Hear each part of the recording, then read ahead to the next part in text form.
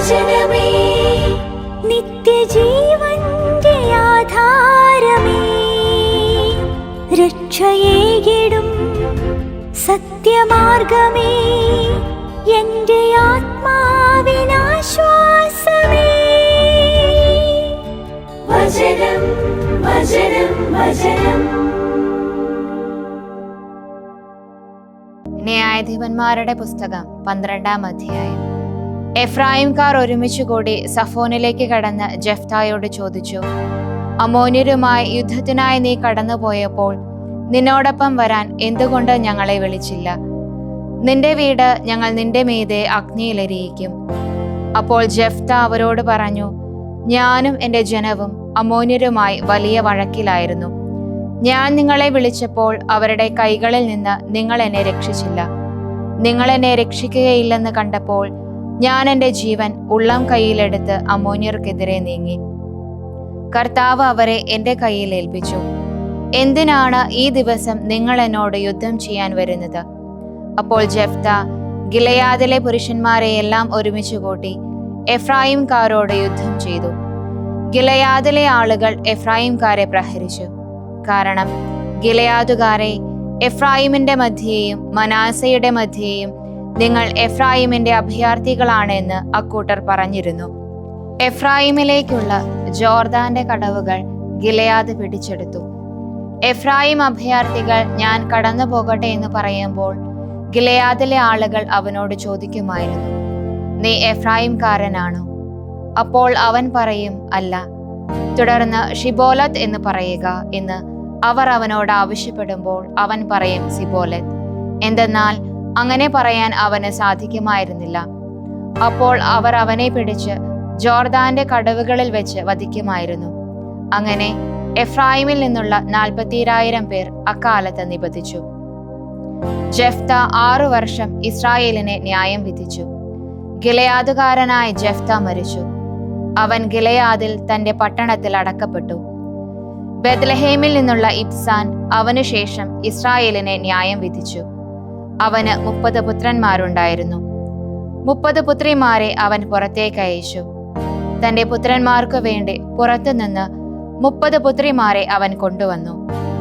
അവൻ 7 വർഷം ഇസ്രായേലിനെ ന്യായം വിധിച്ചു. ഇബ്സാൻ മരിച്ചു. അവൻ ബെത്ലഹേമിൽ അടക്കപ്പെട്ടു. സെബുലൂൺകാരനായ ഏലോൻ അവനു ശേഷം ഇസ്രായേലിനെ ന്യായം വിധിച്ചു.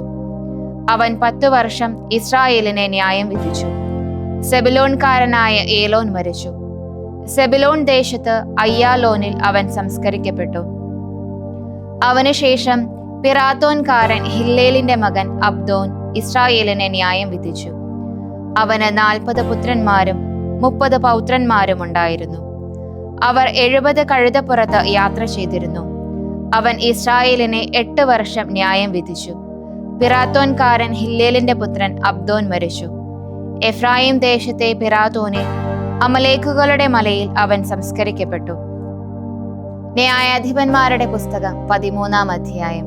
ഇസ്രായേല്യർ കർത്താവിന്റെ ദൃഷ്ടികളിൽ തിന്മ ചെയ്യുന്നത് ആവർത്തിച്ചു. കർത്താവ് അവരെ 40 വർഷത്തേക്ക് ഫിലിസ്ത്യക്കാരുടെ കയ്യിൽ ഏൽപ്പിച്ചു. സോറായിൽ ദാൻ കുടുംബക്കാരനായ ഒരാളുണ്ടായിരുന്നു. മനോവ എന്നായിരുന്നു അവന്റെ പേര്. അവന്റെ ഭാര്യ വന്ധ്യയായിരുന്നു. അവൾ പ്രസവിച്ചിരുന്നില്ല. കർത്താവിന്റെ ദൂതൻ ആ സ്ത്രീക്ക് പ്രത്യക്ഷപ്പെട്ട് അവളോട് പറഞ്ഞു, ഇതാ നീ വന്ധ്യയാണ്, പ്രസവിച്ചിട്ടില്ല. എന്നാൽ നീ ഗർഭം ധരിച്ച് ഒരു പുത്രനെ പ്രസവിക്കും. അതുകൊണ്ട് ഇപ്പോൾ നീ സൂക്ഷിച്ചു കൊള്ളുക. വീഞ്ഞോ വീര്യമുള്ള പാനീയമോ നീ കുടിക്കരുത്. മലിനമായതൊന്നും ഭക്ഷിക്കുകയും അരുത്. ഇതാ തീർച്ചയായും നീ ഗർഭം ധരിച്ച് ഒരു പുത്രനെ പ്രസവിക്കും. അവന്റെ ശിരസിൽ ക്ഷൗരക്കത്തി സ്പർശിക്കുകയില്ല. കാരണം ബാലൻ ഉദരത്തിൽ വെച്ച് തന്നെ ദൈവത്തിന്റെ നാസീറായിരിക്കും. അവനായിരിക്കും ഫിലിസ്ത്യക്കാരുടെ കയ്യിൽ നിന്ന് ഇസ്രായേലിനെ രക്ഷിക്കാൻ തുടങ്ങുന്നത്.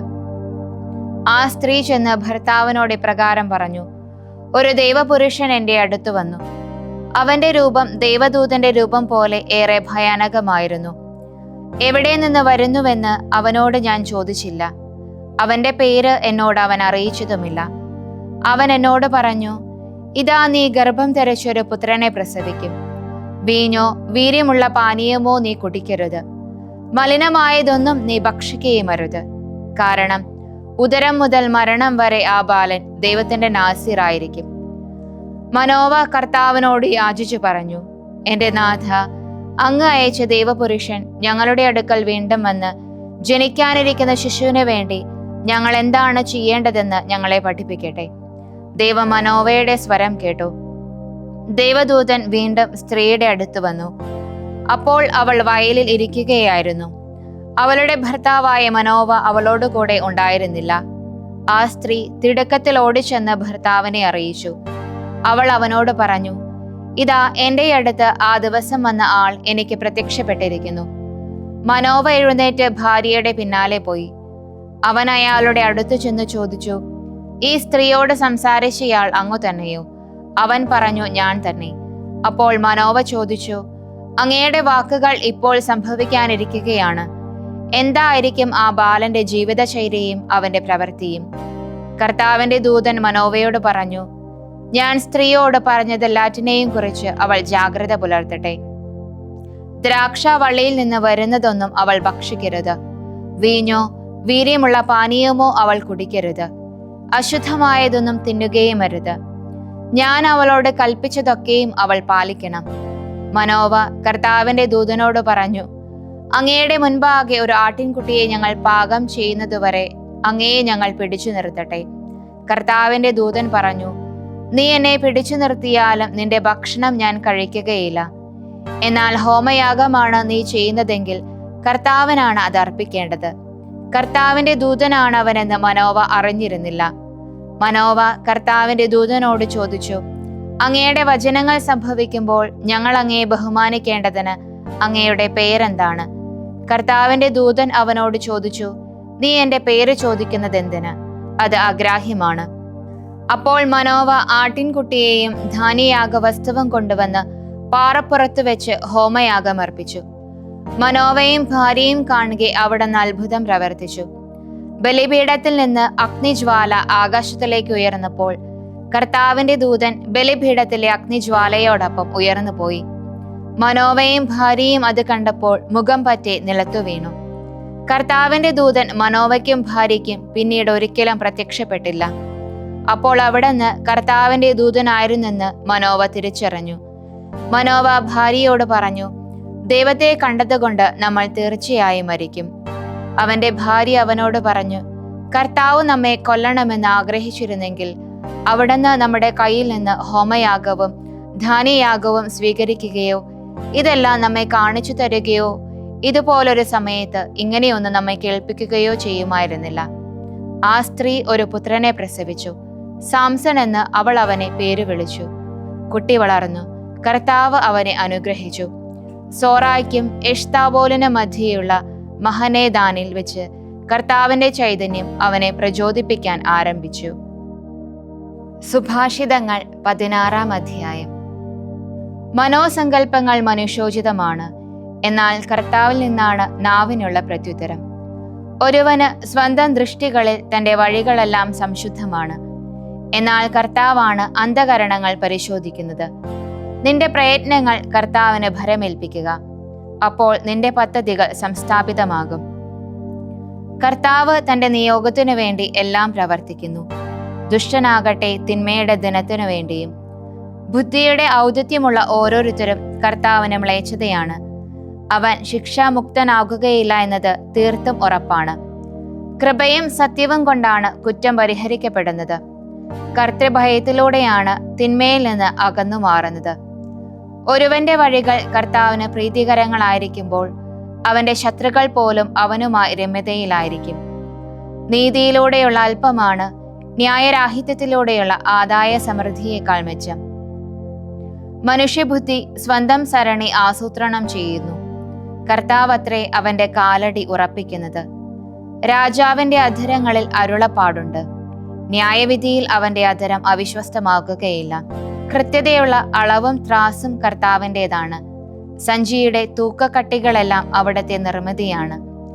ദുഷ്ടതയുടെ പ്രവർത്തികൾ രാജാക്കന്മാർക്ക് മ്ലേച്ഛതയാണ്.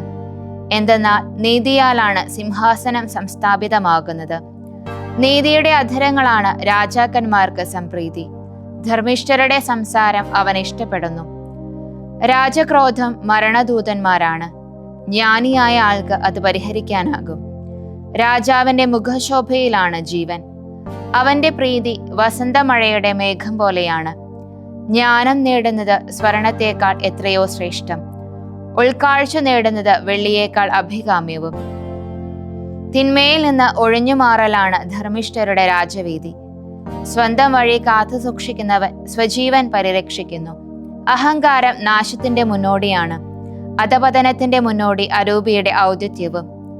അഹങ്കാരികളോടുകൂടെ കൊള്ള മുതൽ പങ്കുവയ്ക്കുന്നതിനേക്കാൾ നല്ലത് വിനീതാരൂപിയോടെ അഗതിയോടു കൂടെ ആയിരിക്കുന്നതാണ്. വചനത്തിൽ സമർത്ഥൻ ഉത്കർഷ്ടം നേടുന്നു. കർത്താവിൽ ആശ്രയിക്കുന്നവൻ തന്റെ സൗഭാഗ്യവും. ഹൃദയജ്ഞാനി ദിഷണാശാലി എന്ന് വിളിക്കപ്പെടുന്നു. ഭാഷയുടെ മാധുര്യമാണ് സ്വാധീനം വർദ്ധിപ്പിക്കുന്നത്. ബുദ്ധി അതുള്ളവന് ജീവന്റെ ഉറവയാണ്. വിഡ്ഢിതമത്രേ വിഡ്ഢികളുടെ ശിക്ഷണം. ജ്ഞാനിയുടെ ഹൃദയം അവന്റെ വായ് യുക്തിസഹമാക്കുന്നു. അങ്ങനെ അത് അവന്റെ അധരങ്ങളിൽ വിദ്യ വർദ്ധിപ്പിക്കുന്നു. മനോഹാരിതയുടെ വാക്കുകൾ തേനറയാണ്. അത് ആത്മാവിന് മധുരവും അസ്ഥിക്ക് സൗഖ്യവുമാണ്. ഒരുവന്റെ മുൻപിൽ ശരിയായ വഴിയുണ്ടെങ്കിലും അതിന്റെ അന്തത്തിൽ മരണവഴികളുണ്ടാകാം. തൊഴിലാളി തനിക്കു വേണ്ടി തന്നെ അധ്വാനിക്കുന്നു.